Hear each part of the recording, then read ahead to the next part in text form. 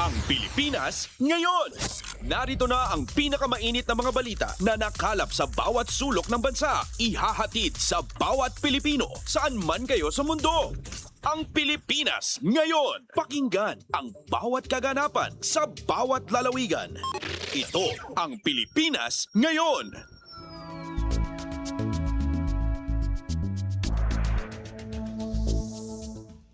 Magandang araw po sa ating mga tagapakinig. Welcome po ulit sa ating programang Ang Pilipinas Ngayon. Ito pong muli ang inyong lingkod, Steph Vicente. Samahan niyo po ako sa kabuuan ng ating palatuntunan. Tulad ng dati, mapakikinggan po ang ulat ng ating mga kapatid na himpilan sa probinsya, ang ating mga segmentong balitang negosyo at kalakalan at balitang esports, maging ang ilan sa mga pangunahing balita mula naman dito sa ating bansa. Yan po sa kabuuan ng ating palatuntunan, ang Pilipinas Ngayon. Mga kaganapan sa Kamaynilaan at mga kalapit na lalawigan dito sa Ang Pilipinas Ngayon.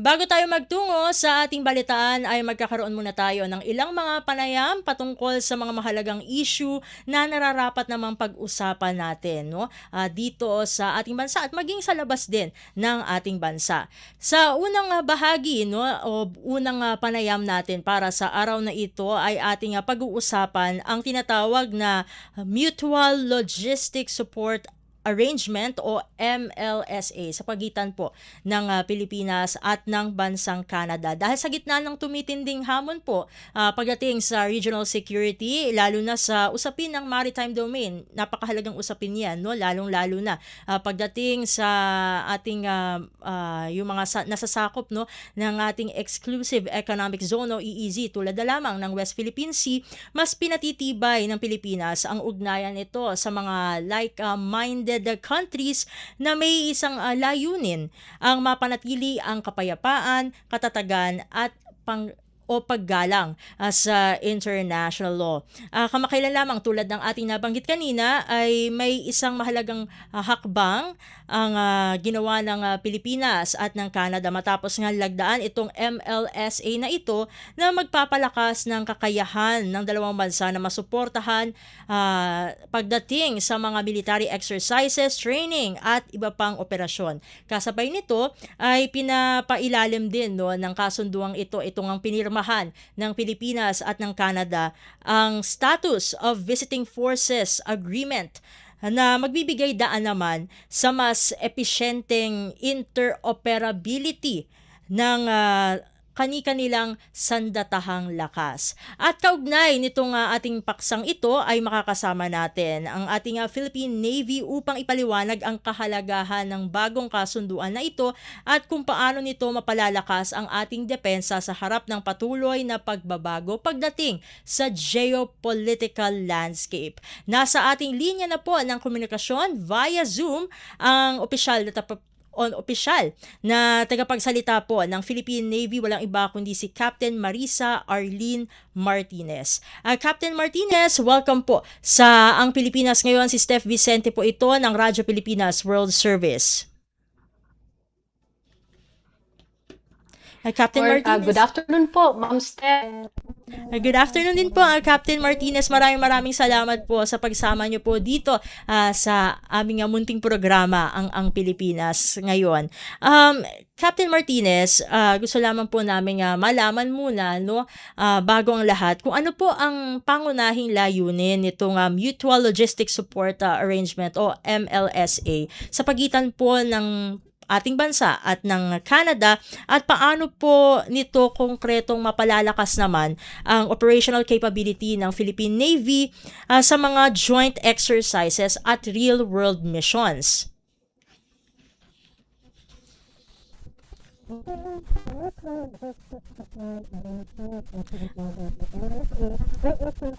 Ayun. Captain Martinez, medyo hindi audible ang audio. Let's try po again. Captain Martinez, naririnig po ako?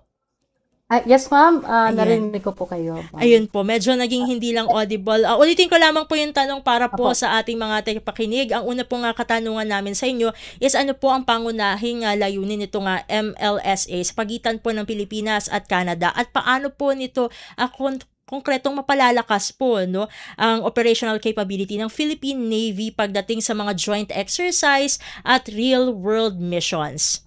Apo, ma'am.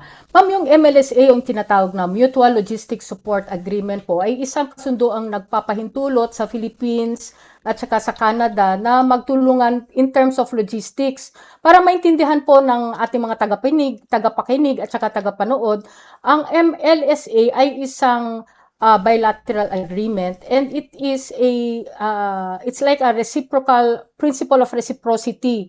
So ito'y isang pamamaraan through equal values exchange and replacement in kind na methods wherein yung mga iba't ibang logistics services ay mag-exchange po yung both countries like the Philippines and Canada depending po doon sa need nila. So a good example po, kung may operations, kung may exercises, kung may training, or real-world scenarios like meron po tayong disaster response incidents po.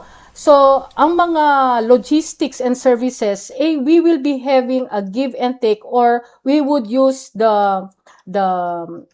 yung palitan, magpapalitan po tayo ng logistics and services.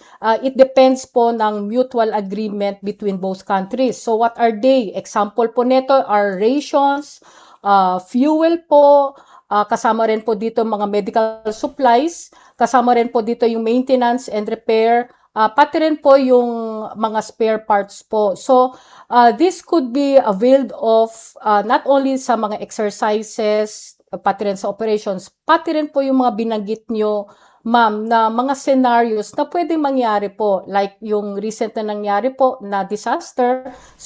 So we could help each other, both countries, as long as it has been mutually agreed po. So ang concept po nito ay yung palitan, give and take. It's anchored on the principle of reciprocity po.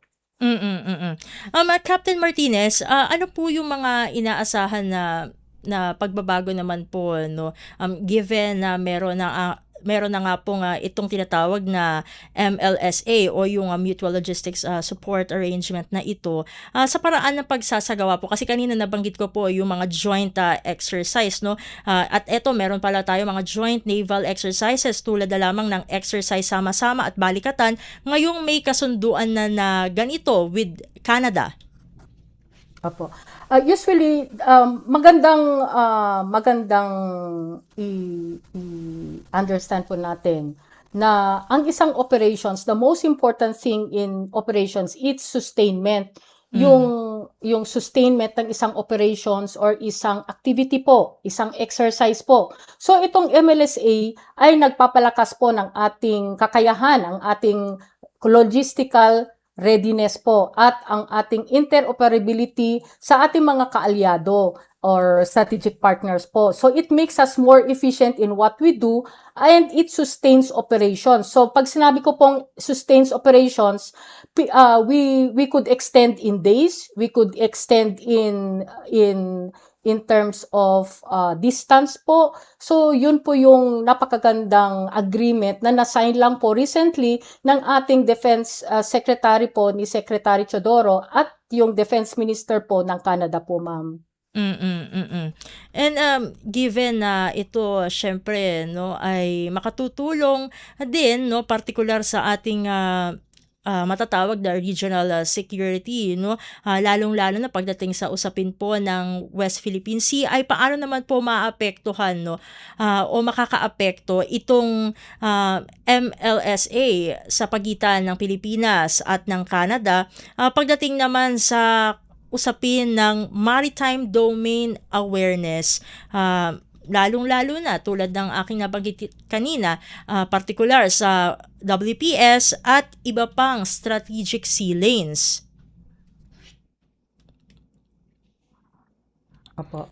I would just like to emphasize po, yung MLSA po is more on sa logistics and services. So it is the exchange, yung pagpapalitan po ng logistics and services po through equal value exchange po or yung replacement in kind. Example po, kunyari mag-operate ako papuntang Australia, yung fuel po na gagamitin ko doon, ipapalitan po natin ng ibang bagay. That is replacement in kind. Now, doon sa question nyo po sa West Philippine Sea, that falls under yung mga SOVFA na po and other agreements, mga defense cooperative agreements po.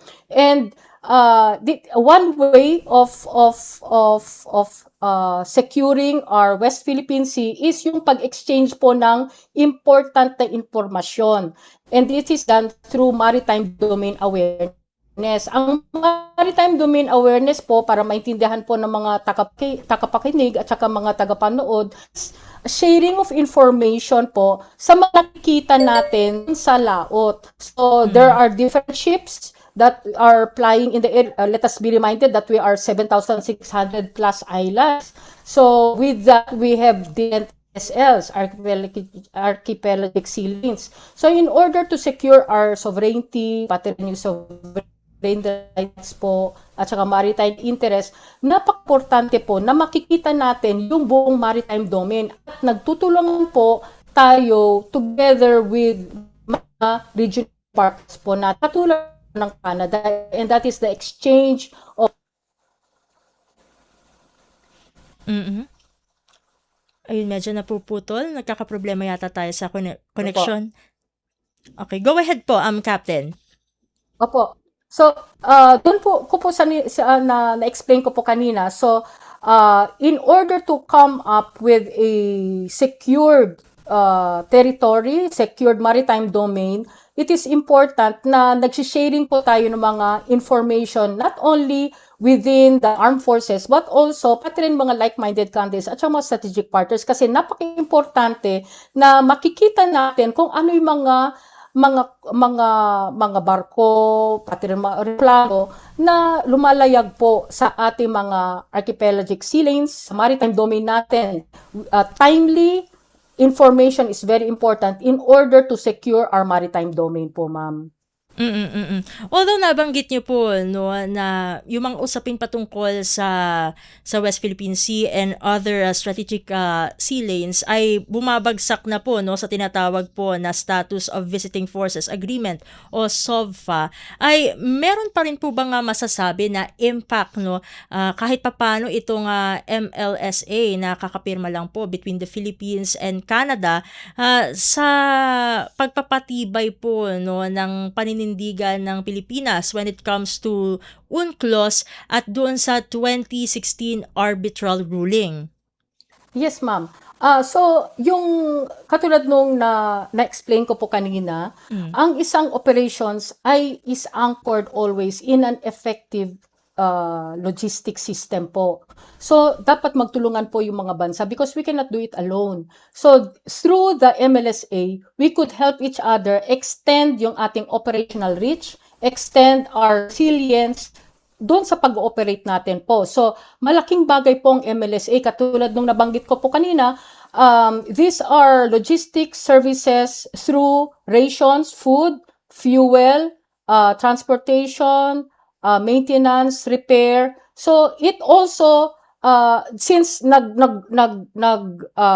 we operate together with Canada, this MLSA is also this also manifest also yung ating confidence level and trust with each other is being strengthened to include yung ating interoperability capacity po, mas lalong nasi-strengthen po. And that would enable us to be able to do our mandate, pati rin sila po sa pag-secure ng ating rehiyon. Yung to have a region that is peaceful and stable po. Ito naman po, Captain Martinez, meron po bang mga bagong teknolohiya po, no, o best practices na maaari po nga ma-access o matutunan po, no, ng Philippine Navy mula sa pakikipagtulungan sa Canada sa ilalim po nitong MLSA? So I would just like to emphasize po na may mga equipment rin po, katulad po ng mga equipment sa pag-transfer po ng fuel. So yan rin po yung mga bagong equipment na best practices which we could learn from. And I would just like to highlight po na during sa mga exercises, katulad ng balikatan, the recent balikatan at saka exercise sama-sama, yung exercise sama-sama, ito po ay isang exercise with all different international navies po, foreign navies po. So, I would just like to emphasize na si Canada po, tinulungan po tayo mas sa ating anti-submarine capacity and capability, doing it well and learning the best practices rin po ng Canada po. So, malaking bagay po, malaking role rin po ang ginagampanan po ng ating mga strategic partners in terms of our capacity enhancement and capability development po, ma'am. Ito naman po, no, siguro marami po ang maaring nakakaisip, no, na itanong ito patungkol doon sa nababanggit natin na paksa. Paano po tinitiyak, no, ng Pilipinas na itong mga ganitong uri ng kasunduan tulad na lamang po nitong MLSA, no, with Canada ay nananatiling nakabatay pa rin po sa ating pambansang interes? Yes, ma'am. Usually, bago i-sign po yung mga ganong mga bilateral agreements, usually, it has to be mutually agreed upon by both countries and it should be anchored doon po sa mga existing na laws natin, katulad po ng UNCLOS, katulad po ng mga existing na SOFA, kung meron pong SOFA, and other legal frameworks po na mag-guide po. So, we would like to ensure the Filipino people na now we ensure that the agreements, although this is already in the level of the Department of National Defense, so we would like to ensure that yung mga ganitong mga MLSA ay naka-anchor po sa ating mga laws. And for sure, yung mga interest natin ay nandun po. Yung ating maritime interest, national interest ay priority po. Ganun rin po because usually we share the same interest sa ibang mga strategic partners, katulad po ng security po ng ating maritime domain, security po ng ating rehiyon. So interest po rin nila po ito dahil yung kanilang barko ay lumalayag rin po sa Pilipinas patungo po sa kanila. So we share the same interest. That's why when we sign such agreements, we have to make sure that our interests are always the priority. So we would like to ensure yung mga Pilipino na nanonood po na this is good for not only sa military but also sa inyo, katulad nung nabanggit ko po kanina. Kung may mga humanitarian assistance or disaster response na operations, ay makakatulong po sila sa atin po in terms of medical, mga supplies, mga services. They would be helping. It depends on what has been agreed upon dun sa MLSA po, ma'am.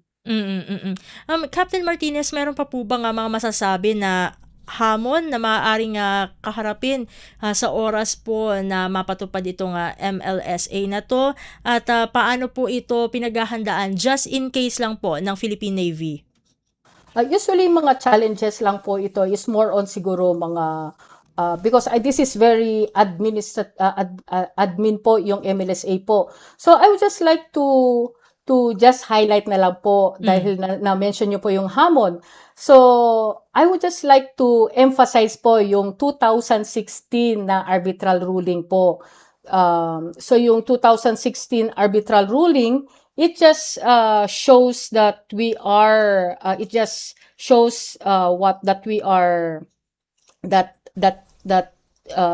we have to protect our sovereign rights, and national interest po. So, lahat po nito po, lahat ng challenges po ay we would ensure that the MLSA would be able to enable us, kasi yung mga MLSA, kwan po ito ma'am, mga enabling arrangements, enabling frameworks, enabling arrangements in order for the armed forces to be effective in what they do. So, kanina po, hindi ko nasagot yung question nyo po sa 2016 Arbitral Award.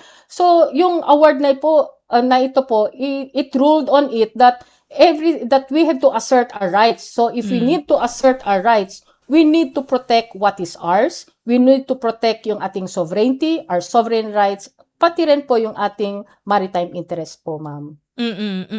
Ito na lamang po siguro, no, bago ko po kayo pakawalan, Captain Martinez, Opo. ay sa malawak po, no, pag tinutukoy po natin yung bigger picture or yung wider perspective po, no, ay paano po nakikita ng Philippine Navy ang papel po ng o paano nakikita po, paano niyo po nakikita ang papel ng Philippine Navy sa lumalawak po na network ng ating defense partnerships sa gitna ng pabago-bago po na geopolitical environment? Okay. Dapat nating maintindihan po na ang ating security challenges ay umiiba po, or dynamic po siya. Dynamic po ang ating security challenges. So with that, it is very important that your Navy should be able to efficiently perform its mandate po. Because through this, makakapag-contribute po tayo sa inaasahan nating peaceful, a region that is peaceful and secured po. And that we have a rules-based international order po. So, makakapag-contribute ang Navy through the things we do effectively and efficiently. And through itong MLSA, makakatulong po ito because it will help us extend our operational capacity po. It extends our operational reach. It extends also the number of days, and it could help us reach the farthest places rin po. And with that po, maraming salamat po, Captain Martinez, for joining us dito sa ating programang Ang Pilipinas Ngayon. Sa ulitin po, God bless po at mabuhay po kayo. God bless po, ma'am, and Navy afternoon to everyone po. Maraming salamat po. At ating nakasama dito sa programang Ang Pilipinas Ngayon, ang opisyal na tagapagsalita ng ating Philippine Navy, walang iba kundi si Captain Marisa Arlene Martinez.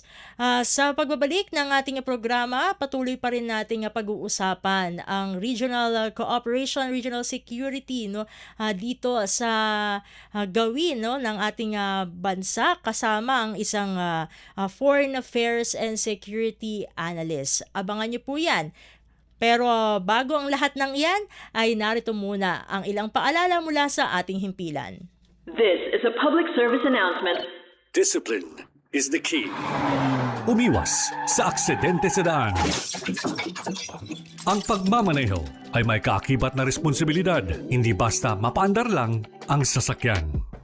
Kilatisin ang sarili, ang kahandaan sa manibela, siguruhing inyong konsentrasyon ay hindi magagambala. Importante rin na ating laging isipin, init ng ulo ay huwag pairalin, bagkus kaligtasan ng lahat ang siyang dapat unahin. Isang mahalagang paalala mula sa Presidential Broadcast Service at Radyo Pilipinas, Radyo Publiko, 738.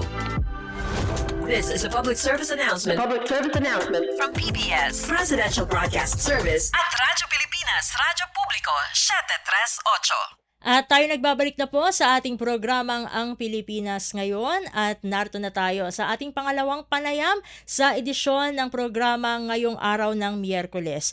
Sa gitna pa rin ng umiinit na usapin pagdating sa West Philippine Sea, ay muli na naman pong kumbaga nagkakaroon ng alarma o pagkabahala matapos po na maiulat ang isang hinihinalang istruktura po malapit sa Scarborough Shoal o o Bajo de Masinloc.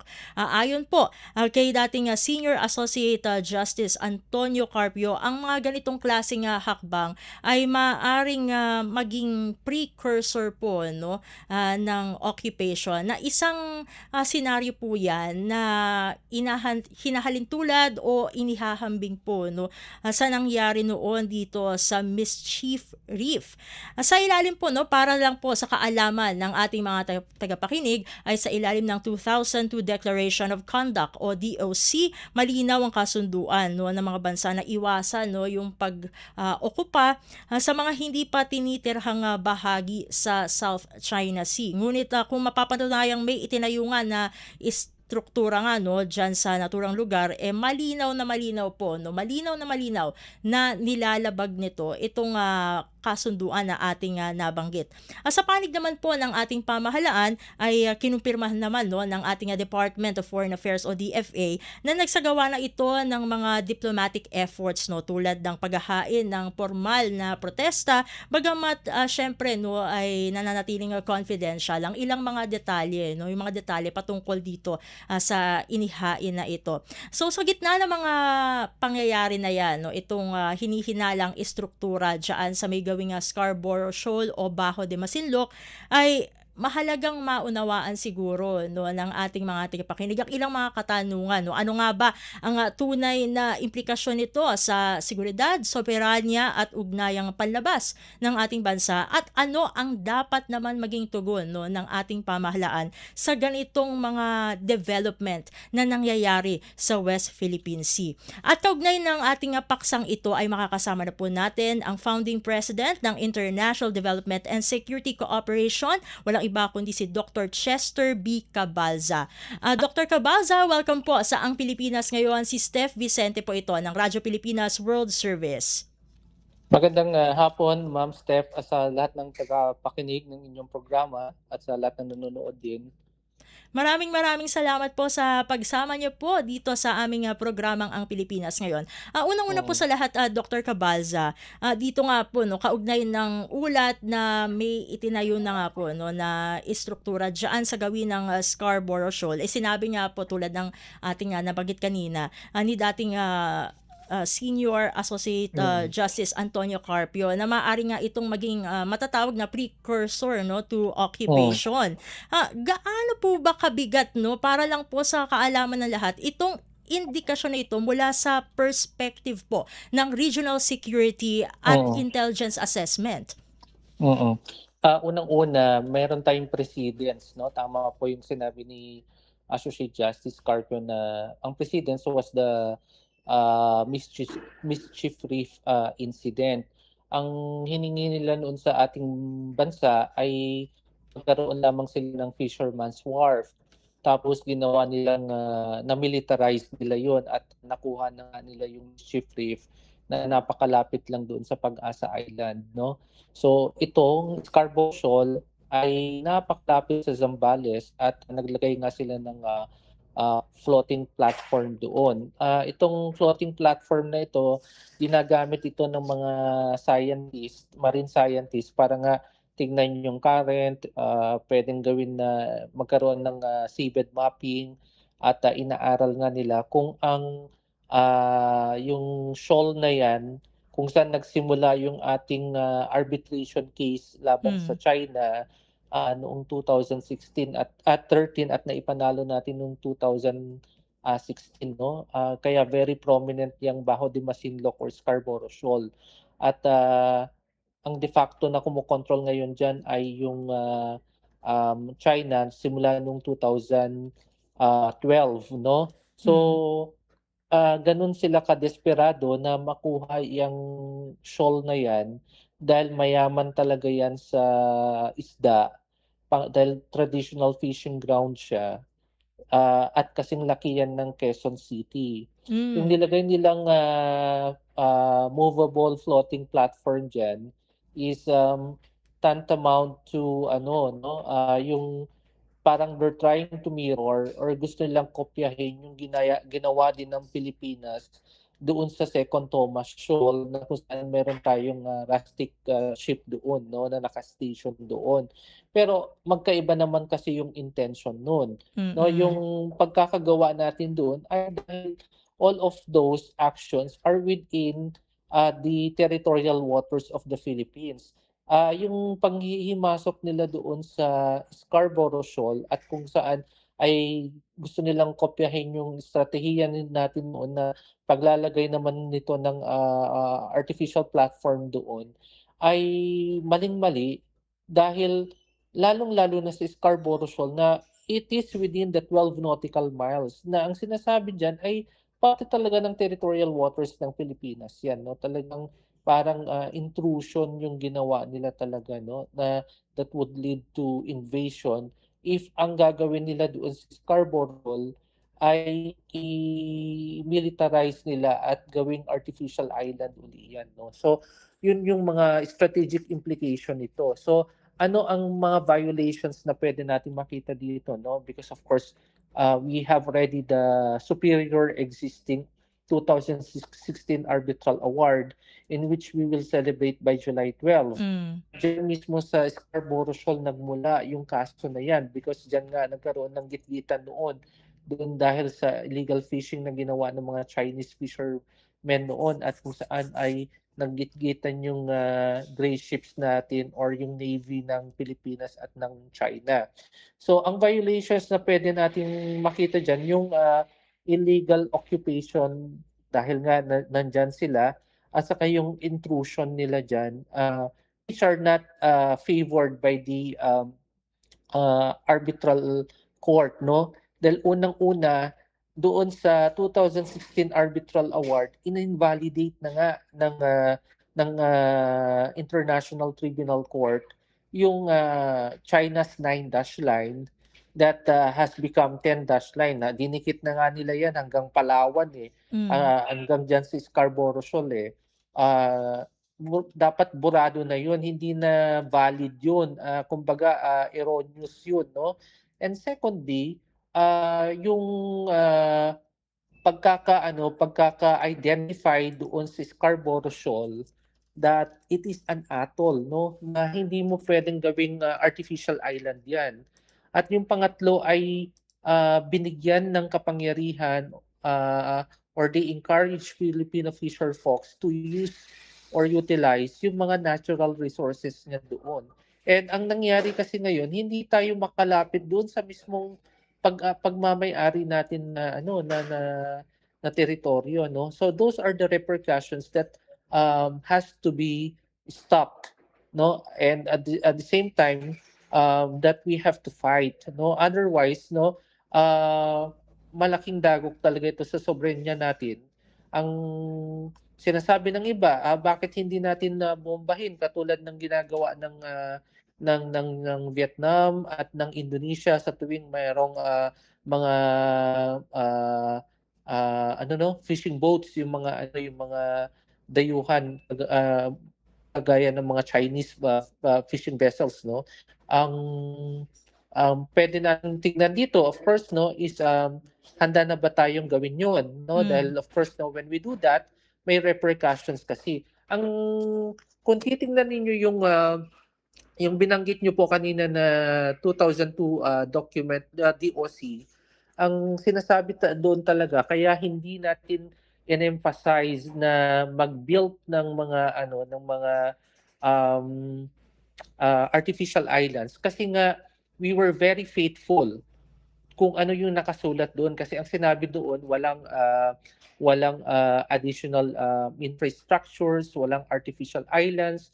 Kaya nga maingat pati nga yung pag-maintain natin doon sa Pag-asa Island, napakaingat natin dahil nga we were legally bounded by that document, no? And of course, since we are an advocate of the rules-based order, talagang ginawa ng Pilipinas na maging maging obedient doon sa international law.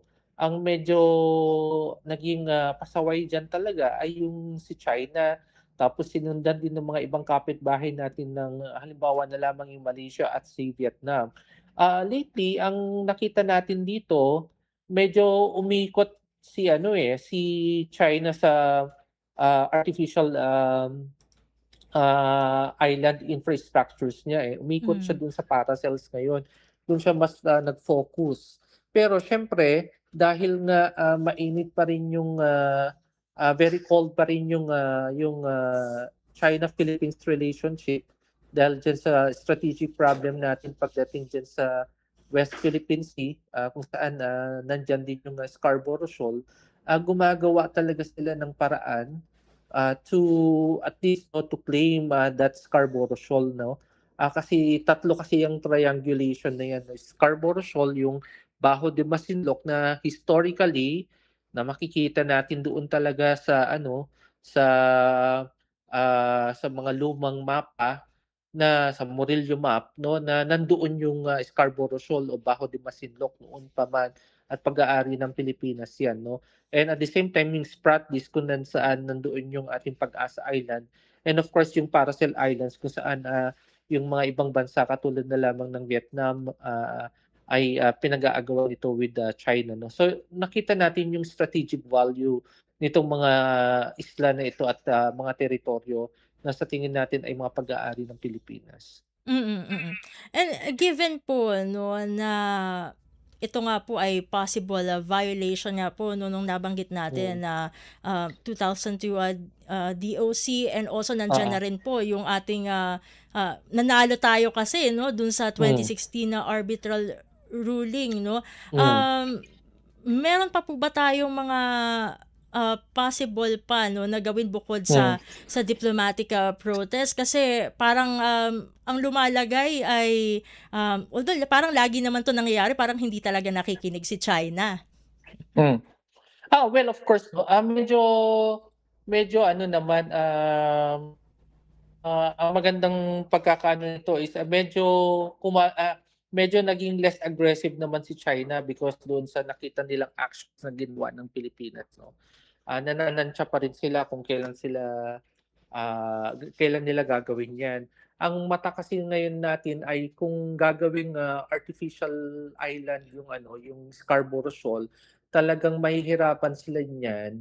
Unang-una kasi mas lumawig na rin yung at lumawak na rin yung defense partnerships ng Pilipinas 'no, na Mm. nandiyan na yung mga ibang bansa na naniniwala sa ating istorya, sa naratibo natin at hindi nila papayagan na magkakaroon ng artificial island doon sa Scarborough Shoal 'no. So, ang puwede natin makita ay yung floating platform na 'yan, ang mag-iiba ang reaction kapag nagsimula silang galawin yung Scarborough Shoal at gawing artificial island 'no. So, magbabago yung pag-uusap diyan at saka yung actions 'no. Naiintindihan ko naman yung military na Hmm. hindi nila ida-divulge yung kanilang mga actions dahil siyempre confidential ang mga 'yan. It entails national security, tama lang 'yun 'no. Pero ang isa pang tanong, kung gagayahin natin yung template na titirahin o bobombahin yung platform na 'yun, definitely 'no may direct military effect din 'yan 'no. Dahil siyempre magre-react din si China Hmm. aggressively 'no. Yung iba pang actions na puwede natin gawin, of course 'no, sinabi na nga natin, meron namang mga diplomatic demarches, yung protest, tapos yung international law, hindi naman nakikinig si China. Pero napapabagal natin sila sa kanilang mga actions dahil sila rin maingat na rin sila pagdating doon sa, actions nila dahil alam din nila kung ano yung epekto ng international law, sa kanila 'no. So, magkakaroon kasi ng boomerang effect 'yan 'no dahil, ang Scarborough Shoal is very independent on its own. 'Di ba tatlo yung binanggit ko kanina, Scarborough Mm. Shoal, yung Spratly Islands, maraming mga isla doon 'no, nando'n yung Pag-asa Island natin, yung Second Thomas Shoal, o ganyan. Tapos doon sa Paracels kung saan marami silang problema, with Vietnam naman 'no. So, talagang makikita natin dito na, marami pang, mangyayari at, pagbabago sa diplomasya, sa ekonomiya, at saka sa military strategies ng bawat bansa. Kung mapapatunayan po 'no, kung, makausad man yung ating, diplomatic, protest regarding this, floating structure na ito, ay meron po ba itong, epekto doon sa ongoing efforts para naman dun sa Code of Conduct o COC, sa South China Sea? Hmm. Actually, yung COC talagang mahihirapan tayong ipasa yan this year 'no. Hmm. Dahil unang-una ano na ngayon, June, magju-July na. Ang next na ASEAN Summit is by October or November. Wala naman masyadong, efforts. Although there were, some meetings about that, pero, talagang kung tatantyahin natin yung ano, yung mga buwan, na kung saan ay puwedeng, ma-finalize dapat yung Code of Conduct ay kulang na kulang na 'no, ang panahon. So therefore ang conclusion natin diyan ay hindi talaga natin makikita na magkakaroon ng, completion of the Code of Conduct. Although may mga suggestions sana na yung kahit yung mga bansa kung saan may kinalaman doon ah, sa issue pagdating sa maritime security sa South China Sea, sila na lang yung mag-usap-usap lalong-lalo na dito sa Timog Silangang Asya. Nandiyan yung Pilipinas, Vietnam, Brunei, Malaysia, kahit sila at Indonesia, kahit sila-sila lang dapat. Pero siyempre, nag-iiba rin yung tempo 'no, yung pamamaraan dahil yung mga ibang bansa na nabanggit natin ay medyo, kapanalig na rin nila yung China pagdating dun sa ekonomiya nila 'no. So dun natin ano, yung issue sa West Philippine Sea, yung issue sa South China Sea mas lumawak na siya 'no. Hindi na Hmm. lamang ito issue ng, military o ng strategy, naging issue na rin ito ng ekonomiya, ng, diplomasya, ng, alliances, naging cyber battlefield na rin siya. So lumawak siya 'no, hindi mo siya maiikahon lang sa isa 'no. Kaya ang nakikita natin ay yung even yung Code of Conduct, natatandaan ko nga nung last na, nasa international conference ako at kausap ko yung mga, top level Chinese experts at saka top level American experts 'no. Nagbabangayan sila at ang katanungan ko rin, sa mga Chinese, experts ay, bakit hanggang ngayon ay wala pa tayong Code of Conduct at, magsasampung taon na ang mga Pilipino ay naiinip na at, ano na ang mangyayari sa ating, ugnayan 'no. Yun yung katanungan ko sa kanila at ang sagot sa akin ay, "Bakit ba kayo nagmamadali?" Hindi ho kami nagmamadali dahil magsasampung taon na ang sabi Hmm. ko. Hindi lang namin 'to ginagawa para sa Pilipinas kundi para din sa kaayusan ng aming rehiyon sa Timog Silangang Asya. So, wala silang maisagot, ang ibig sabihin lamang nun ay pati sila ay wala pang solusyon 'no, pagdating doon sa Code of Conduct. Kaya, hindi natin aasahan na magkakaroon ng Code of Conduct kahit na sabihin natin na kahit wala si China or kahit sabihin natin na tayo-tayo na lang mga bansa na nandito sa Timog, Silangang Asya na may, problema doon sa maritime security natin.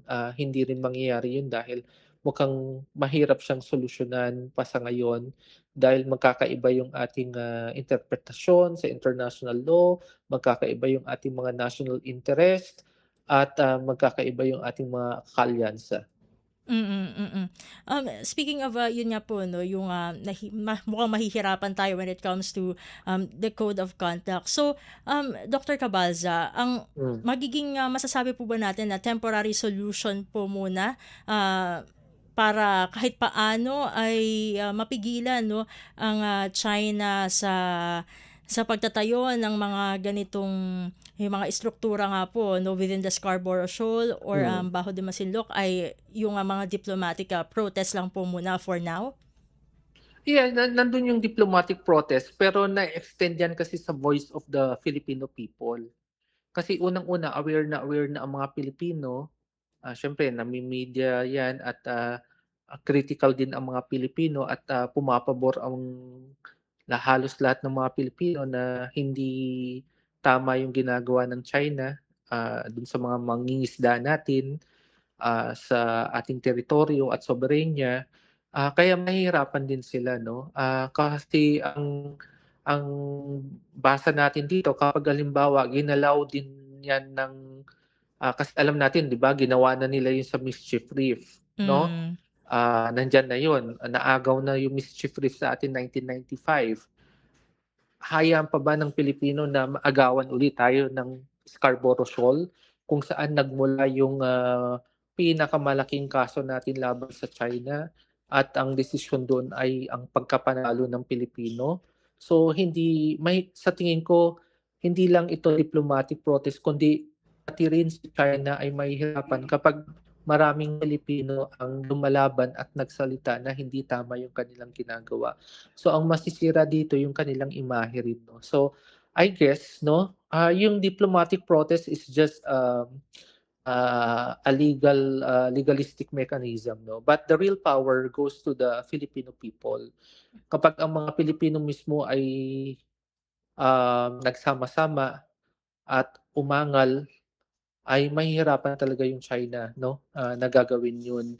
Ang kung halimbawa hindi pa handa yung ating military na gawin yung military actions na dapat nilang gawin, or I think ang pinakamalakas na kapangyarihan pa rin ng Pilipinas, ng ating bayan, ay mga Pilipino mismo. Dahil mulat na tayo at hindi papayag ang mga Pilipino na mawala yung Scarborough Shoal sa atin dahil sa pagkakaalam talaga natin at ng buong mundo ay parte yan ng Pilipinas. Mm. At dahil napag-uusapan na rin na po natin 'no, yung, South China Sea at nataon na this week ay bumisita 'no, ang, Hmm, German na president 'no, at mm, kung saan of course nakipagpulong hmm, siya kay Pangulong Marcos. Sa gitna po ng pahayag ng, Pilipinas at Germany tungkol sa kahalagahan po ng rule of law 'no, within the hmm, Indo-Pacific region, ay paano niyo po sinusuri 'no, ang papel ng mga middle hmm, powers 'no, sa pagpapanatili ng, hmm, kaayusan sa South China Sea? hmm. Malaking, ano rin, malaking, importansya yung pagbisita ng German na president sa ating bansa. Dahil unang-una, sila rin naman ay kailangan ng Pilipinas dahil may problema rin sila doon sa kanilang kontinente, sa Europe, 'no. Alam naman natin ang kanilang problema doon ay yung malakas na impluwensiya ng, Germany. Hindi pa natatapos yung giyera digmaan doon, 'no, sa Russia-Ukraine war. Hmm. Patuloy pa rin yung digmaan doon. Ang kinakatakot kasi nila halimbawa na lamang ay matalo ang Ukraine, or kung hindi man kasi matatapang din naman yung mga taga-Ukraine, 'no, o kung hindi kung mapahina nila ang Ukraine ay talagang ang laban ay papunta doon sa kanilang bayan, 'no, diyan sa Western Europe, 'no. At ang siyempre dahil last year kasi nasa Europe ako, may mga international conferences din ako doon na pinuntahan. Ang pananaw ng mga Europeo, 'no, ay yung mga kabataan nila dahil mayayamang bansa sila, 'no, hindi nasanay sa military, Hmm. 'no, sa giyera, digmaan. So, hindi nila napaghandaan ito na halimbawa ay lusubin sila ng Russia, ay hindi nila kayang maipagtanggol yung kanilang bayan. So, nakikita nila na dito sa ating, rehiyon ay, parehong may laban din tayo, 'no, dito sa China at of course, 'no, gusto nilang palakasin yung ugnayan na yun. At the same time siyempre alam niyo sa panahon na ito, hindi lang, security yung pinag-uusapan natin kundi yung ekonomiya, 'no. So, Hmm. isang paraan din ay yung mapalawak yung kanilang, economic ties sa ating bansa dahil nga nakikita nila ang ating rehiyon, pati ang ating bayan, 'no, ay umuunlad, kailangan nilang makipagnegosyo sa atin. At isang kalakasan din ni Germany ay yung kanyang mga ano, 'no, military armaments, 'no, na puwede din gamitin dun sa military modernization natin. At halos lahat naman ng bansa sa Europe din ay gustong lumagda ng kasunduan sa atin, no? Nandiyan yung France lately, no, na Mm. nakapaglagda na ng defense partnership sa atin.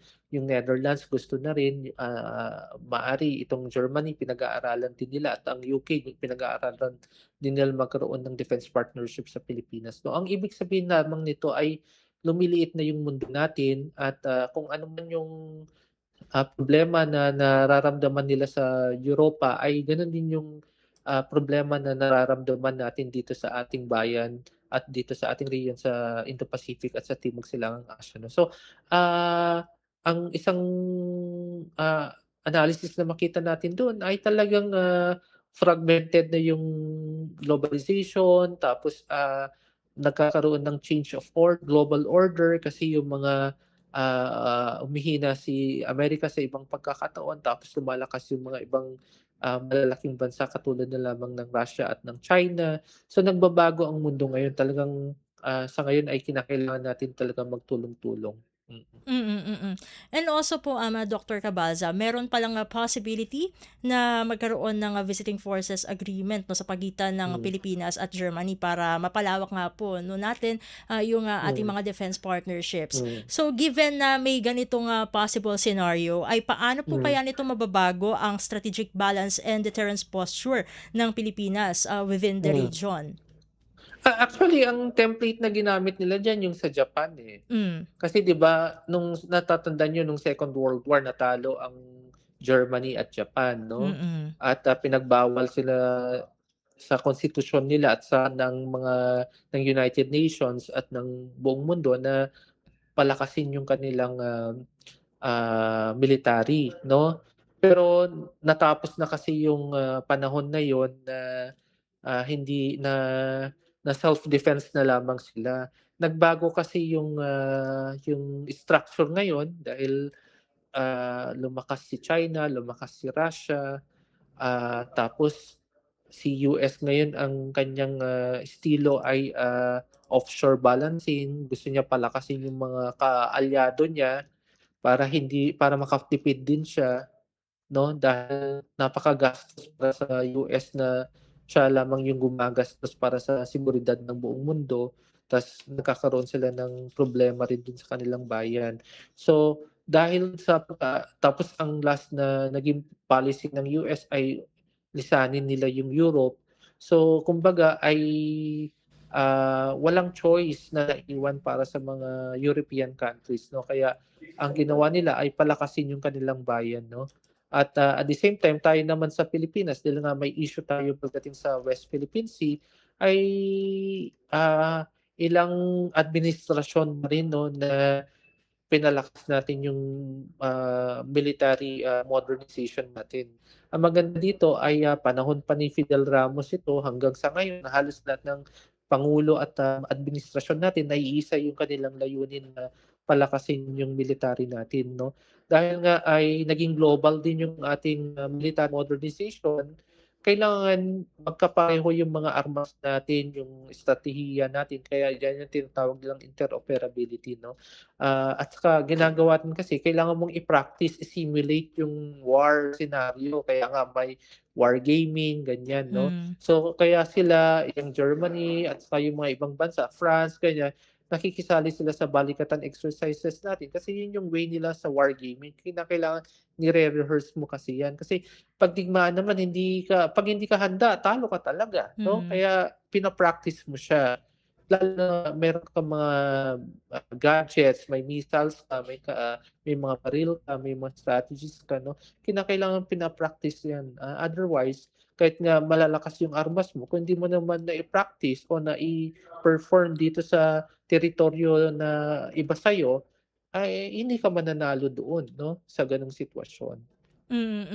Gusto ko man pong pahabain ang ating diskusyon dahil na marami pa tayo actually puwedeng pag-usapan sa napili nating paksa. Pero siguro ito na lamang po, no, Dr. Cabalza. Ano po ba ang dapat na maging long-term strategy, no, ng Pilipinas upang mapanatili ang ating soberanya at mapigilan itong sinasabing unti-unting normalization ng presensya ng China dun sa mga disputed areas?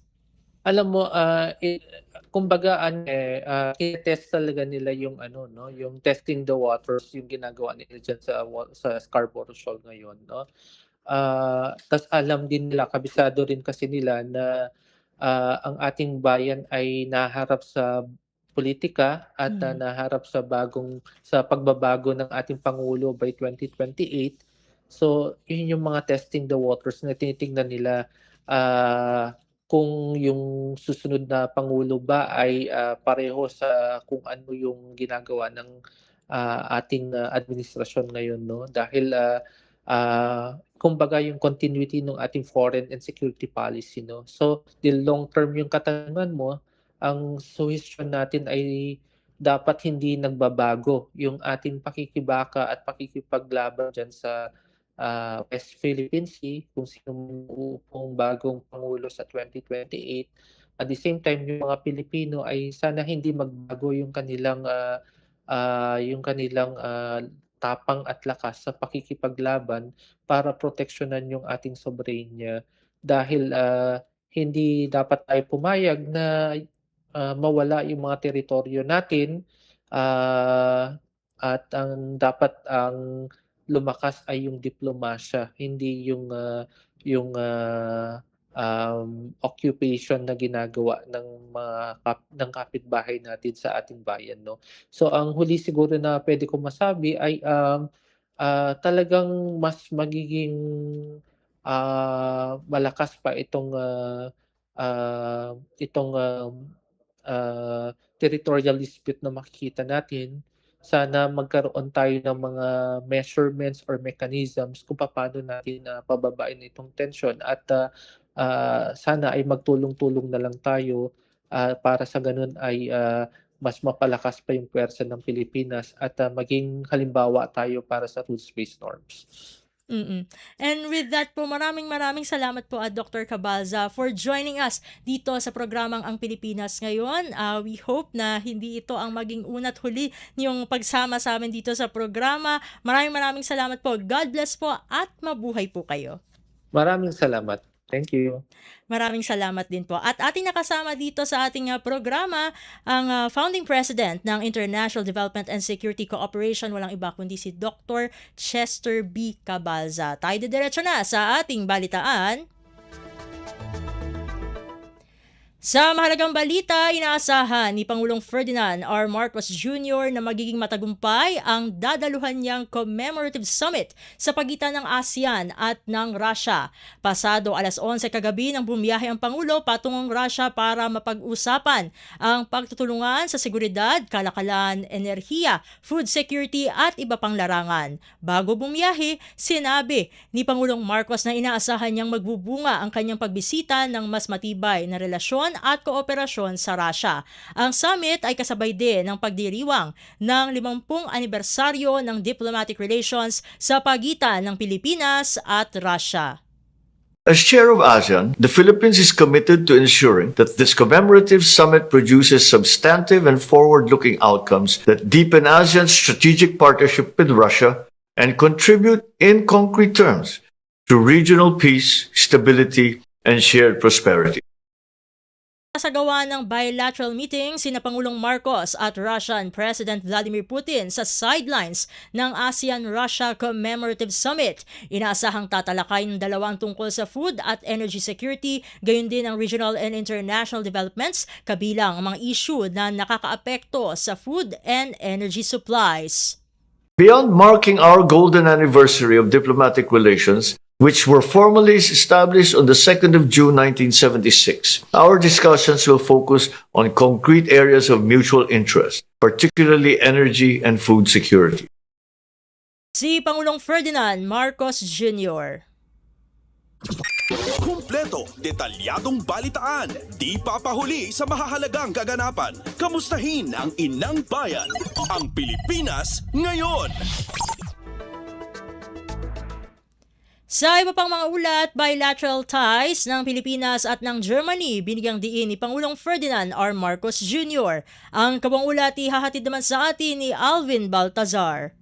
Binigyan din ni Pangulong Ferdinand R. Marcos Jr. ang halaga ng bilateral na ugnayan ng Pilipinas at ng Germany. Ayon kay Pangulong Marcos, tampok dito ang halaga ng patuloy na kooperasyon sa mahalagang larangan na sumusuporta sa pambansang kaunlaran at kapag-unlad. Sinabi ni Pangulong Marcos na sa higit 7 dekada ng bilateral relations ng dalawang bansa ay naging napakahalagang katuwang ng Pilipinas at Germany sa iba't ibang aspeto ng kooperasyon na may epekto sa progreso ng bansa. Sa pagbisita naman ni German President Frank-Walter Steinmeier sa palasyo ay pinagmalaki din ng punong ekutibo ang anyay Filipino hospitality na anyay bahagi ng mayaman at matukulay na kultura ng Pilipinas. Dagdag ng Pangulo na ang pagbisita ng leader ng Germany ay isang patunay sa matibay na commitment nito para mapanatili ang high momentum level exchanges sa pagitan ng Pilipinas at ng Germany. Pakinggan natin si Pangulong Ferdinand R. Marcos Jr.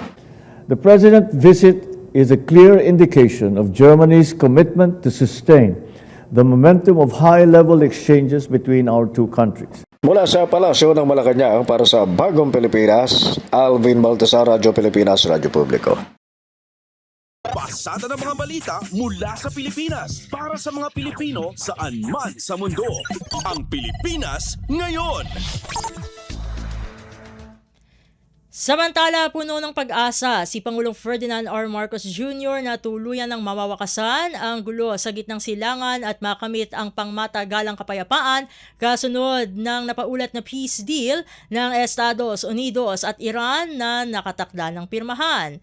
Sa joint press briefing ni Pangulong Marcos at German President Frank-Walter Steinmeier, sinabi ng Pangulo na ito ang matagal niyang hinihintay at ito ang isa sa pinakamagandang balitang inaasahan ng lahat. Ang hinihintay-an niya ngayon ng marami ay ang kaganapan ng napipintong kasunduan na sana ay wala ng anumang maging hadlang para magsimula na ring makabangon ang ekonomiya. That is what we have been hoping for since the day after the war started. We hope, we pray that this is the case, that it is over, the war is over, and it will be a lasting peace. Pangulong Ferdinand R. Marcos Jr. Kumpleto, detalyadong balitaan, di papahuli sa mahahalagang kaganapan. Kamustahin ang inang bayan, ang Pilipinas ngayon. Sa iba pang balita, umaasa naman ang mga Pilipinong naninirahan sa Estados Unidos na mararamdaman nilang epekto ng kasunduang pangkapayapaan sa pagitan ng US at Iran. Ayon sa veteranong broadcast journalist na si Michael Cohen, hindi pa ramdam sa ngayon ang pagbaba sa mga presyo ng pangunahing bilihin sa merkado tulad aniya ng produktong petrolyo na nagtaasan din bunsod ng digmaan sa Middle East. Sinabi ni Cohen sa panayam nito sa Radyo Pilipinas World Service na halos kapareho lang din aniya sa Pilipinas ang epekto ng US-Iran conflict. Aniya, noong nagpahayag ang Estados Unidos at Iran na lalagda na ito sa isang kasunduang pangkapayapaan sa darating na Biyernes, halos may mga kababayan o kahit mga American citizen ang nagdiwang dahil malaki aniya ang magiging impact nito sa kanilang pamumuhay at sa ekonomiya ng bansa. Ayon pa kay Cohen, marami kasi aniya sa mga naninirahan sa US ay inilagak nila ang kanilang mga pera maging sa mga retirement o maging mga retirement benefits sa mga investment, mutual fund o stock market na lubharing naapektuhan ng digmaan. Gayunpaman, idinagdag ng broadcaster na iginiit ng Washington na tentative pa lamang itong peace deal at posibleng umanong magkaroon pa ng mga pagbabago, ngunit ang mahalaga aniya rito, harapan na ang mga pagpupulong upang mapag-usapan itong kasunduan, hindi na katulad ng mga nagdaang dialogo na mayroon pang intermediary. Basically, Americans are upset about fuel prices, especially in the largest state where I just was over the past week in California. Yung dahil dito na nga sa pangyayari dito sa gera, because of this situation. Now they're hoping, because it was announced, I think on this, we were there probably by early or late Wednesday our time, we started to hear about the peace deal. So lumabas na yung usapin sa peace deal. So medyo bumaba na yung tension, bumaba na yung feeling ng mga tao, and nagse-celebrate na nga ng konti. Pinag-usapan kung hindi, ay salamat bababa na ang presyo ng gasolina. Ay salamat bababa na yung mga groceries, because it's a very basic thing. the same situation you're facing there in the Philippines, we face here. Ang tinig ni broadcast journalist Michael Cohen. Pasada ng mga balita mula sa Pilipinas para sa mga Pilipino saan man sa mundo. Ang Pilipinas ngayon. Sa iba pang mga ulat, mabuti naman at naliwanagan siya. Ito ang naging reaksyon ng constitutional law expert na si Attorney Domingo Egon Cayosa sa naging desisyon ni Senador Alan Peter Cayetano na bitawan na ang paniniwalang siya ang legal na Senate President. Sa panayam ng Radyo Pilipinas World Service kay Attorney Cayosa, sinabi nito na panahon na upang matigil ang bangayan at pagsulong ng sariling interes. Umaasa din ang law expert na gagawin ng Senado ang mandato nito sa lakas ng nagkakaisang mga senador. Nitong umaga ng Miyerkules, inihayag mismo ni Senador Cayetano sa kanyang personal na Facebook page ang pagbitaw nito sa paninindigang siya ang Senate President at nagpahayag ng pakikiisa sa bagong liderato ng Senado. Ang hakbang na ito ng senador ay sa harap ng pagdaraos ng special session sa bisa na rin ng kahilingan ni Pangulong Ferdinand R. Marcos Jr. sa pamagitan ng Proclamation Number 1318. Well, mabuti naman at naliwanagan siya at mabuti naman at matigil na itong bangayan sa Senado at yung priority nila sa kanilang sariling interes. Sana naman ay makapagtrabaho na ng matino ang Senado at magkaisa ang ating mga senador gawin ang kanilang trabaho. Constitutional expert o constitutional law expert Attorney Domingo Egon Cayosa. Kumpleto, detalyadong balitaan, di papahuli sa mahahalagang kaganapan. Kamustahin ang inang bayan, ang Pilipinas ngayon. At iyan ang mga mainit na kaganapan para sa araw na ito. Samantala, didiretso na tayo sa mga ulat mula sa ating mga kapatid na himpilan sa probinsya para sa bugso ng ating regional news. Balita mula sa lalawigan sa bawat rehiyon ng ating bayan. Dito sa Ang Pilipinas Ngayon. Narito na ang bugso ng ating mga regional news. Uunahin muna natin ang rehiyon ng Luzon. Lokal na pamahalaan at DepEd Dagupan City pinalalakas sa paghanda sa posibleng pagtama ng The Big One. Narito ang ulat ni Verna Beltran Adaban mula sa Dagupan.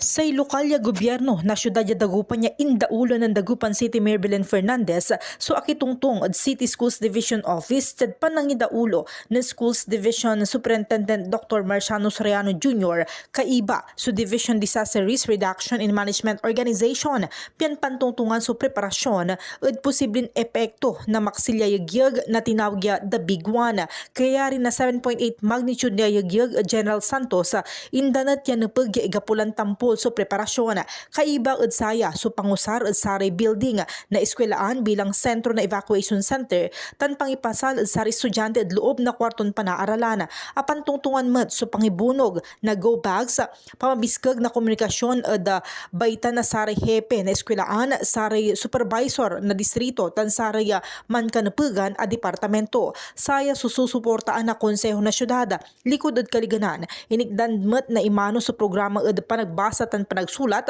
para sa estudyante ya wala espesyal iran kondisyon asing nga saray diferensya ed pakadengal tan pakanengneng ni bagaya aanapen so tulong tapen na napaaligwas so kipapasa na saray kalangwaran sa meeting ya kaiba so pangibunog na handa ka na ba pamphlets tan family first aid kits so inatindian na saray representante na gobyerno opisyales na edukasyon disaster management health nutrition tan saray lider na kalanguran na syudad malalapod Radyo Pilipinas Dagupan, siya si Verna Beltran Adaban para Radyo Pilipinas World Service.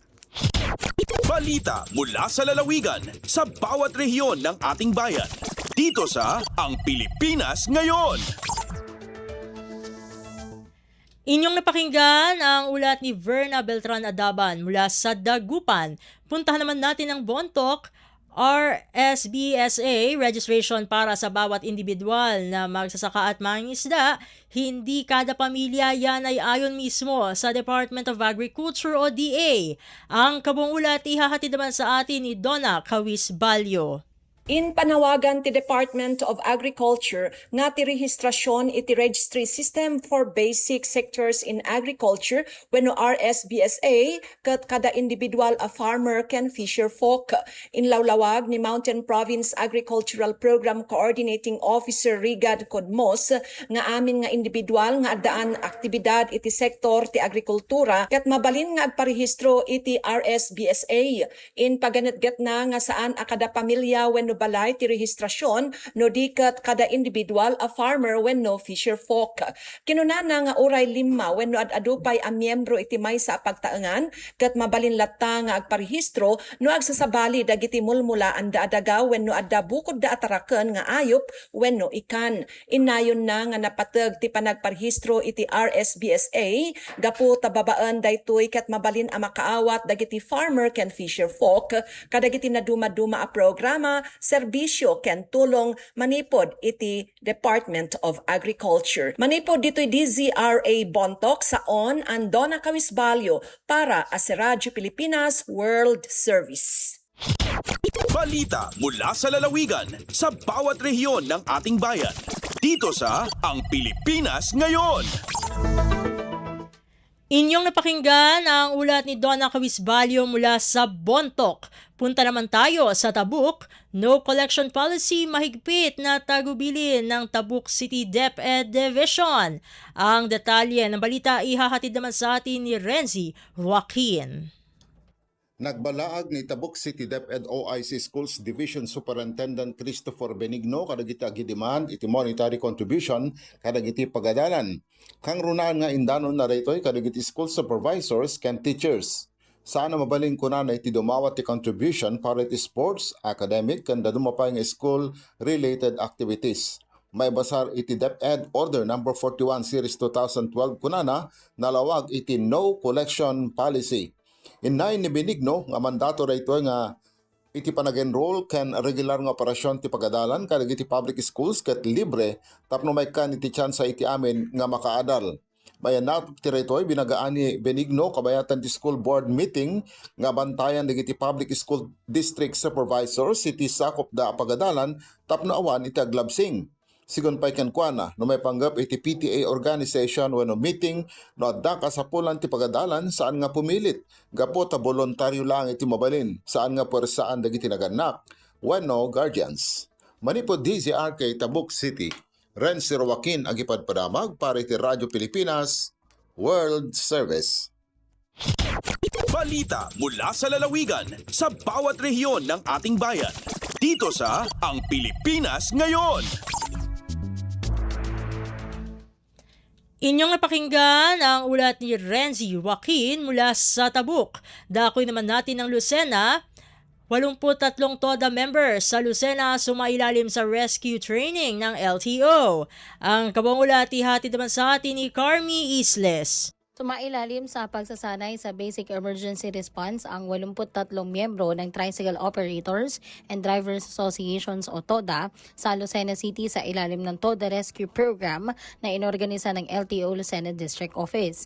Ayon sa opisyal na pabatid ng ahensya, nilalayo ng pagsasanay na ihanda ang TODA members bilang mga katuwang sa mabilis at maayos na pagtugon sa oras ng kalamidad at emergency. Tinalakay sa aktibidad ang mga wastong hakbang sa paghahanda bago ang sakuna, emergency response procedures at ang mahalagang papel ng mga transport stakeholders sa pagpapanatili ng kaligtasan at kaayusan sa kanilang mga komunidad. Naging katuwang ng LTO sa programa ang Lucena City Disaster Risk Reduction and Management Office at ang Tricycle Franchising and Regulatory Office. Isinusulong ang programa sa ilalim ng Department of Transportation at ng pamunuan ng LTO. Mula sa RP Lucena, ito si Carmi Isles para sa Radyo Pilipinas World Service. Balita mula sa lalawigan sa bawat rehiyon ng ating bayan.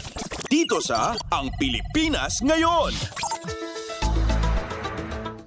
Inyong napakinggan ang ulat ni Carmi Isles mula sa Lucena. Dadako naman tayo sa Palawan. 2 bagong Type 2 ambulance ng Puerto Princesa binasbasan at na-turnover na. Ang detalye, ihahatid naman sa atin ni Lizelle Pilapil. Ing basbasan, turnover din ang darwa kabago type 2 nga ambulansya iyang syudad ang Puerto Princesa.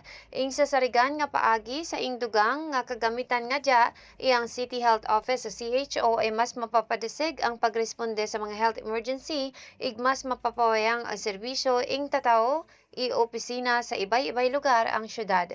Ang Type 2 ambulance nga dya ay kompleto sa mga kagamitang medikal nga ing kabibilangan i cardiac monitor, ig automated defibrillator. Ig sasarigan nga mas magatama pa ang bilang nga kasiserbisyo ang mga ambulansya sa syudad nga sigon sa CHO Hero Unit ay agabot dadi sa 20 hasta 30 kada adlaw. Arindigi sa Radyo Pilipinas Palawan, dya si Lisel Pilapil para sa Radyo Pilipinas World Service.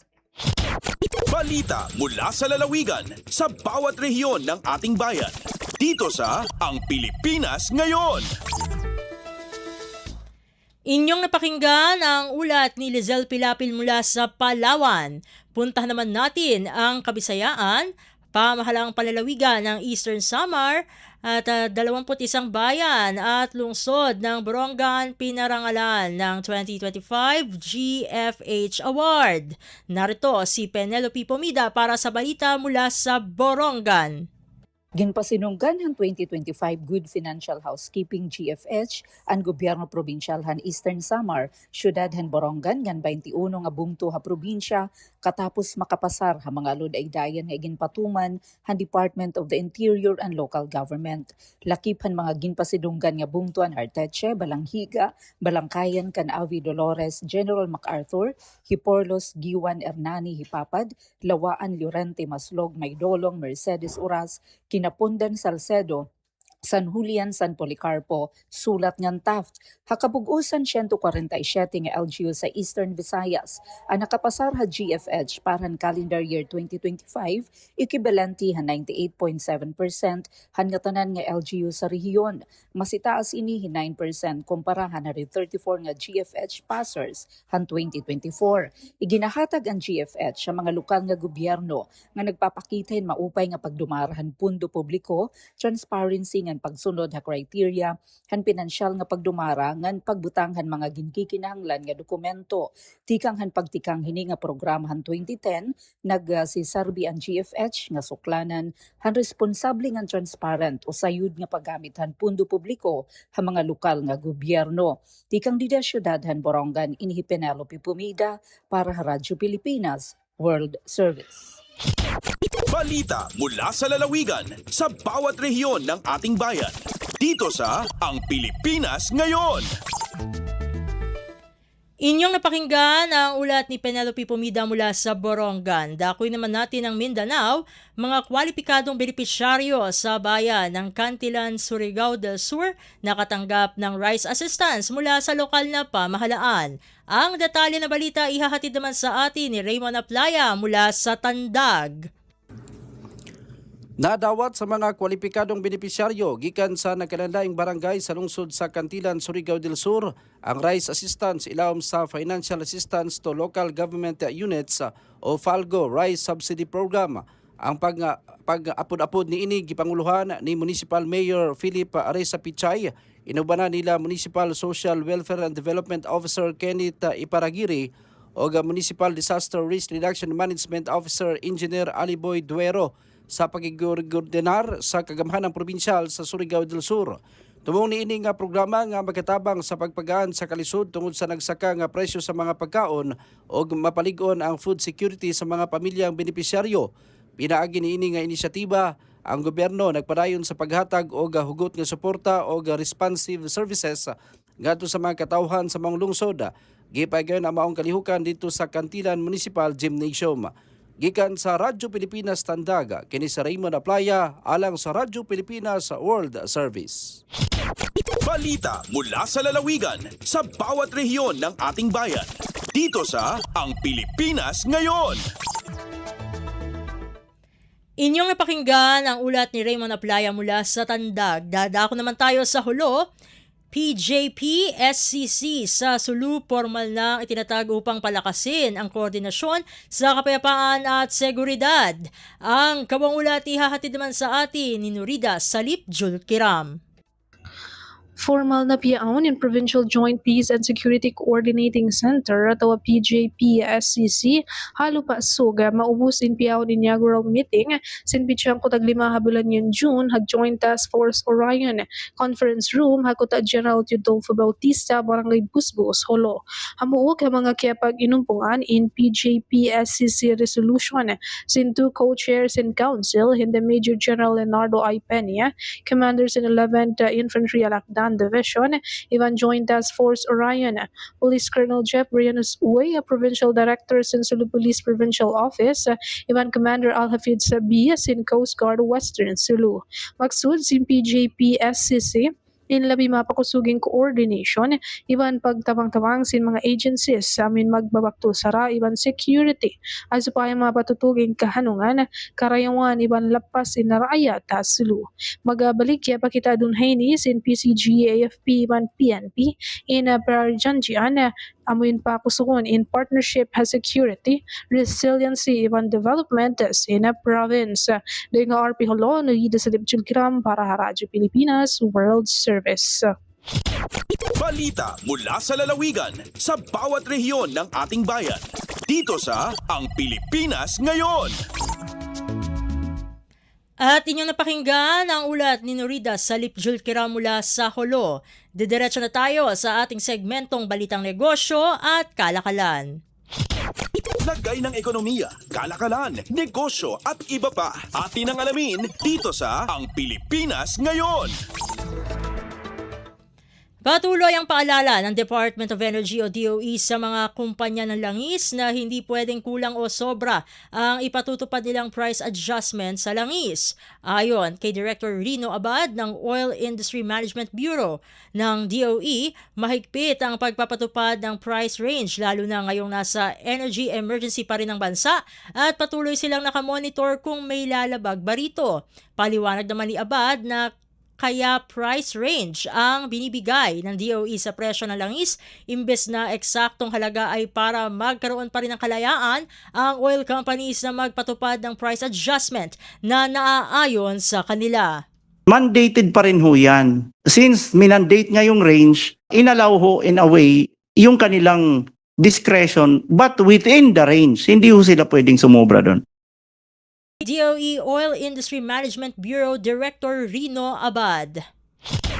Lagay ng ekonomiya, kalakalan, negosyo at iba pa. Atin ang alamin dito sa Ang Pilipinas Ngayon. Sa iba pang mga balita, walang patid ang mga ikinakasang paghahanda ng pamahalaan para sa itinutulak na National Oil Stockpiling Program sa ilalim ng Philippines-Japan Dialogue on Strategic Petroleum Reserve. Sa panayam kay DOE Oil Industry Management Bureau Director Rino Abad, sinabi nitong maganda na ang itinatakbo sa Kongreso ng Strategic Petroleum Reserve Bill at umaasa silang makararating na rin ito sa Senado. Pagdating naman sa serye ng dialogue sa Japan na siyang tutulong sa bansa na maisakatuparan ang pagkakaroon nito at ng iba pang ASEAN member nation ng Strategic Petroleum Reserve ay maganda na rin ang itinatakbo. Nangyari ho nung June 11 yung first dialogue, masusundan pa ho ito at definitely ang tinatarget ho ng Department of Energy dito, matulungan tayo sa paggawa ng study. Study ho kasi wala ho tayong basihan kung anong dapat gawin, anong disenyo, magkano ang estimated budget na ihaharap later on sa Congress when we finally submit our budgetary requirement. Si DOE Oil Industry Management Bureau Director Rino Abad. Lagay ng ekonomiya, kalakalan, negosyo at iba pa. Atin ang alamin dito sa Ang Pilipinas Ngayon.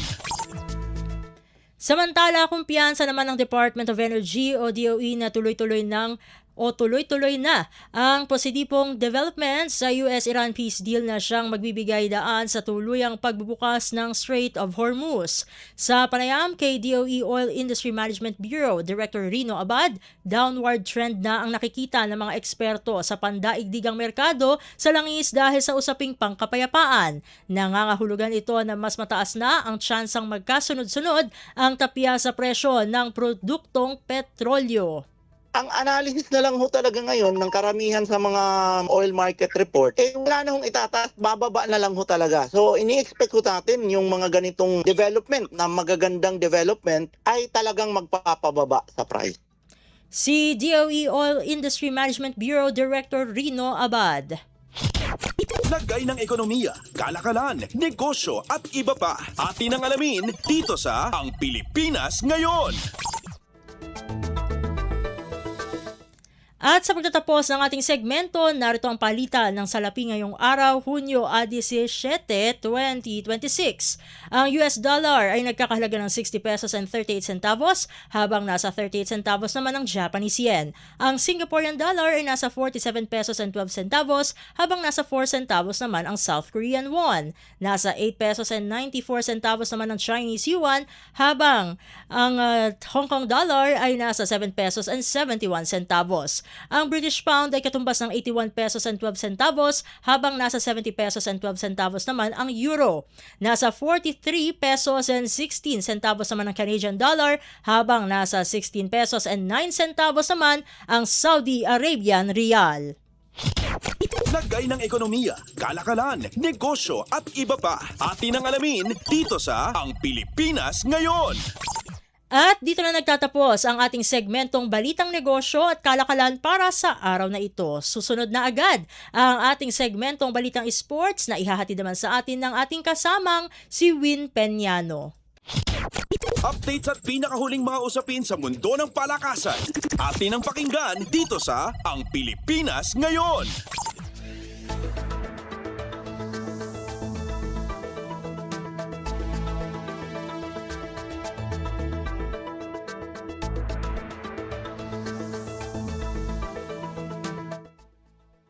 At nagbabalik po ang Pilipinas Ngayon. Para naman sa sigwada ng mga may init na sports balita, unahin natin ang tennis. Target ng Filipino tennis ace na si Alex Ayala na makabuelo sa Berlin Open campaign nito ngayong taon. Tatangkain ng 21-year-old Pinay ngayong Miyerkules ng hapon ang early advance sa torneo mula sa pagpapataob sa Croatian veteran na si Dona Vecic. Plano ni Ayala na mabura ang alat sa kamakailang HSBC Championships kung saan umabot lamang siya sa second round matapos papayokod ni US tennis star Iva Jovic. Ang tapatang Ayala at Vecic ngayong hapon ay ang ikalawa nilang pagtutuos buhat ng magtagpo sila sa ASB Classic Auckland noong Enero. Bigo ang Pinay player sa nasabing pagtutuos matapos ang matinding hatawan sa 3 sets. Sakaling maalpasan naman ni Alex ang world number 34 veteran, maseselyuhan nito ang round 2 showdown sa kasalukuyang world number 2 na si Elena Rybakina na una nang nakakuha ng opening round bye sa Berlin Open. Updates at pinakahuling mga usapin sa mundo ng palakasan. Atin ang pakinggan dito sa Ang Pilipinas Ngayon. Mula tennis, lipat naman tayo sa basketball. Inaasahan na ang pagsusuot ni Arvin Tolentino ng Magnolia jersey kapag pumasok na ito sa PBA court. Ito ay matapos na maaprobahan nitong Martes ang trade deal ng hotshot sa Titan Ultra kapalit ni William Navarro. Bukod kay Tolentino, kapaloob din sa nasabing deal ang pagkaka-acquire muli ng Magnolia sa second round pick ng 51st season, habang ang kahalintulad na bentahe ay mapapasakamay naman ng Giant Risers sa rookie draft ng 52nd edition. Kasalukuyang out of the country sina Tolentino at Navarro mula sa pagganap ng kanilang tungkulin sa Korean Basketball League. Nakapirma ngayon ng kontrata sa Seoul SK Knights si Tolentino, habang sa panig naman ng Busan KCC Aegis kasalukuyang nagseserbisyo si Navarro. Hindi pa malinaw kung kailan ang tiyak na petsa ng laro ng dalawa sa PBA buhat sa mga umiiral na contract commitment at 3-year ban rule ng liga sa mga player na naglaro sa ibang bansa. Updates at pinakahuling mga usapin sa mundo ng palakasan. Atin ang pakinggan dito sa Ang Pilipinas Ngayon. Sa basketball pa rin, tuloy sa kanyang misyon si TNT shooting guard RR Pogoy. Ito ang bantayan pa rin sa huling segundo ng Game 7 si Ginebra resident import Justin Brownlee. Sa panayam sa tropang 5G player, aminado ito na mahirap makipagsabayan kay JB lalo't nauuna pa siyang mapagod sa ace player ng Gen Kings. Sa kabila nito, desidido pa rin si Pogoy na magampanan ng kanyang tungkulin at maibuhos ang lahat ng makakaya sa huling tapatan ng dalawang koponan. Maalalang naipwersa ng TNT ang Game 7 matapos na talunin sa Game 6 ang Ginebra gamit ang score na 98-90. Nagpamalas ng matinding performance si Brownlee sa nasabing laban dahilan para tumala ito ng kabuuang 106 points mula sa pinagsamang puntos na kinamada sa Game 5 at 6. Ngayong gabi ng Miyerkules, magkakaalaman kung anong team ang siselo sa last game ng serye at siyang kukubra ng titulo ngayong PBA Season 50 Commissioner's Cup. Updates at pinakahuling mga usapin sa mundo ng palakasan. Atin ang pakinggan dito sa Ang Pilipinas Ngayon. Mula basketball, kawing naman tayo sa softball. Tutulak pa Japan ang Philippine Blue Girls bilang paghahanda sa malaking torneo sa susunod na buwan.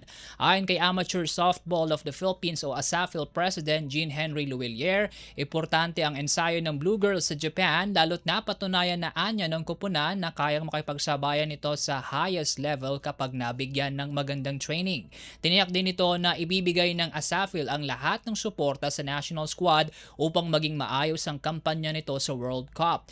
Babanggain ng Blue Girls sa WBSC Women's Softball World Cup Group Stage ngayong Hulyo ang ilan sa mga powerhouse teams sa buong mundo gaya ng World Number 1 Japan at World Number 3 Puerto Rico. Bukod sa mga ito, kabilang din sa Group C na kinabibilangan ng Pinas ang teams ng Great Britain, Venezuela at host Peru. Ang nasabing torneo ay magsisilbering daan sa Blue Girls para sa 2026 Asian Games na hahataw naman sa Setyembre. Updates at pinakahuling mga usapin sa mundo ng palakasan. Atin ang pakinggan dito sa Ang Pilipinas Ngayon.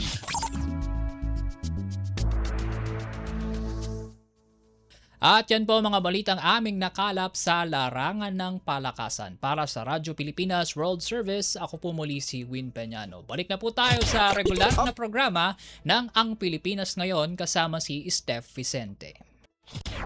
Updates at pinakahuling mga usapin sa mundo ng palakasan. Atin ang pakinggan dito sa Ang Pilipinas Ngayon.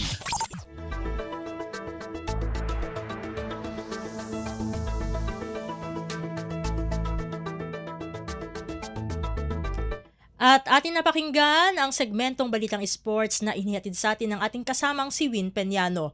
Magpapasalamat na tayo sa ating mga nakasama sa studio na sina Milo Jonella, Susan Aison, Hiro Lucero, Justin Osias at Anthony Pimentel. Welcome din sa bago nating kasama dito sa Himpilan. Kay Paul, maraming salamat din sa mga nakikinig sa atin syempre ngayon. No? Hanggang sa susunod na edisyon ng ating palatuntunang Ang Pilipinas Ngayon, huwag kalimutang mag-like, mag-follow at mag-subscribe na sa mga social media account ng Radyo Pilipinas World Service upang maging laging updated sa mga mahalagang balita.